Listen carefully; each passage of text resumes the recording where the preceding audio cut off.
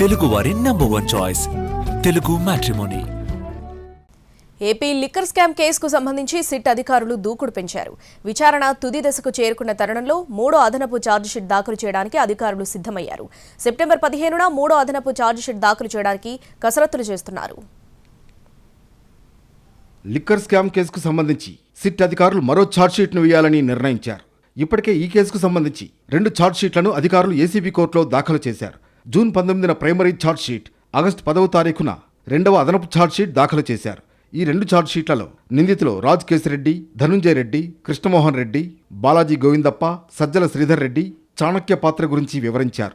కొన్నిసార్లు మాజీ ముఖ్యమంత్రి జగన్మోహన్ రెడ్డి పేరు కూడా ప్రస్తావించారు. అయితే జగన్ పేరును ఇప్పటి వరకు నిందితులుగా సిట్ అధికారులు ప్రస్తావించలేదు. ఈ 2 ఛార్జ్షీట్ల మీద ఏసీబీ కోర్టు 20కి పైగా అభ్యంతరాలను కూడా లేవనెత్తింది. ఈ అభ్యంతరాలన్నింటి మీద నివృత్తి చేస్తూ సీల్డ్ కవర్లో వివరణను కూడా సిట్ అధికారులు ఏసీబీ కోర్టుకు అందజేశారు. ప్రస్తుతం కేసు విచారణ తుది దశకు చేరుకుంది.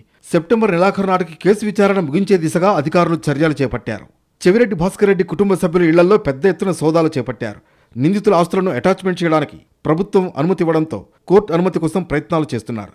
రిమాండ్లో ఉన్న YCP MP Mithun Reddy, Chevireddy Bhaskar Reddy and team ఎవరైతే ఉన్నారో వాళ్లందరూ అరెస్ట్ అయి 90 రోజులు పూర్తవుతోంది. దీంతో వారికి బెయిల్ రాకుండా ఉండేలా చూడడానికి ఖచ్చితంగా సిట్ అధికారులు ఛార్జ్షీట్లు దాఖలు చేయాల్సిన పరిస్థితి ఏర్పడింది.